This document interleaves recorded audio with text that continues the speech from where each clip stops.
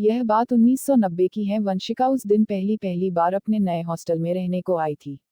वैसे वो ऋषिकेश में रहती थी, पर उस समय वहाँ ज़्यादा सुविधा ना होने के वजह से देहरादून के एक गर्ल्स कॉलेज में एडमिशन लिया और साथ में उसी कॉलेज के हॉस्टल में रहने लगी।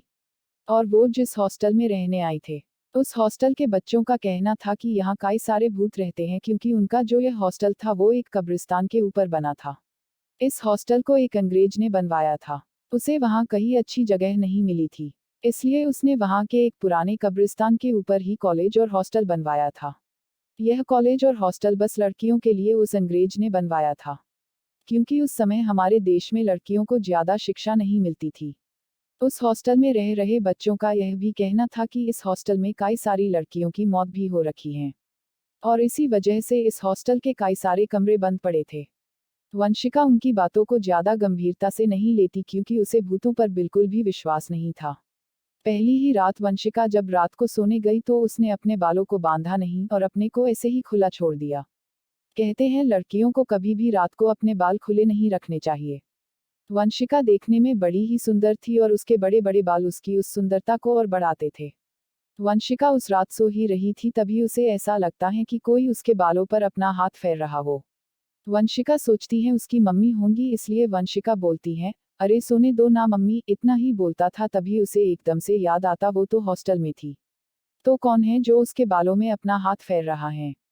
यही देखने के लिए वंशिका ने जैसे ही अपनी आंखें खोली तो उसके मुंह से चीख निकलने ही वाली थी, तभी उसके मुंह पर किसी ने हाथ रख दिया। जिसने वंशिका के मुंह पर हाथ रखा था उसने वंशिका से कह, डरो मत, मैं तुम्हें कुछ नहीं करूंगा। अब मैं तुम्हारे मुंह हाथ हटा रहा हूं, पर चिल्लाना मत। पहले तो वंशिका उसे देखकर डरे जा रही थी, क्योंकि वो आदमी काफी बड़ा और भयानक सा था।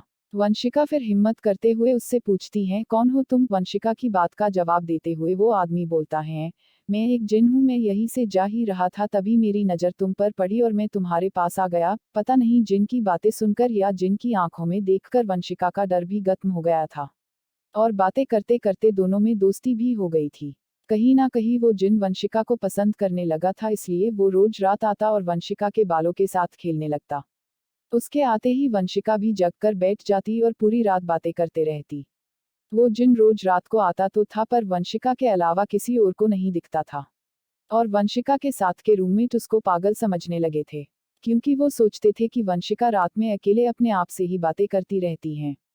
ऐसा होते होते काफी समय हो गया था, अब वंशिका भी उस जिन को पसंद करने लगी थी, इसलिए वो रोज रात होते ही उस जिन का इंतजार करने लगती, और वो जिन आता फिर वो दोनों रात बार बातें करते रहते।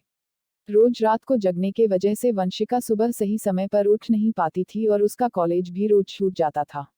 एक रात वंशिका सो रही थी, तभी वो जिन आकर उसके बालों के साथ खेलने लगता है।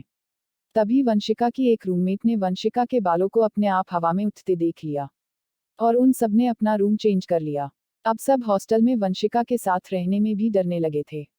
एक दिन जब वंशिका के घर वाले वंशिका से मिलने आए तो सबने ने उसके घर वालों को सारी बात बता दी, कि किस तरह वंशिका के बाल रोज रात में को अपने आप उठने लगते थे और वो पता नहीं किससे पूरी रात बात करती रहती हैं। उसके घर वाले सारी बात को समझते हुए वंशिका के पूरे बाल छोटे छोटे करा देते हैं।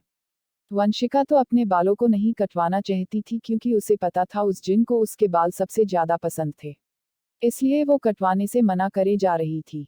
पर उसके घर वालों ने जबरदस्ती उसके बाल छोटे करवा दिए, और जब रात हुई तो वो जिन रोज की तरह वंशिका से मिलने आया तो उसने देखा वंशिका ने अपने बाल कटवा दिए हैं। तो यह देखकर उस जिन को बड़ा ही गुस्सा आया और वंशिका को पूरी रात मारता रहा। उसके चीखने की आवाज पूरे हॉस्टल में गूंज रही थी, पर किसी के अंदर हिम्मत नहीं थी कि वो वंशिका के रूम में चले जाए। और सुबह हुई तो सबने उसके रूम में आकर देखा कि वंशिका पूरी तरह से घायल थी। उसके शरीर में कटे हुए के निशान थे, जैसे किसी ने उसके पूरे शरीर में बिलेट से कटा हो। उस हादसे के बाद वंशिका को अपने साथ ऋषिकेश वापस ले गए।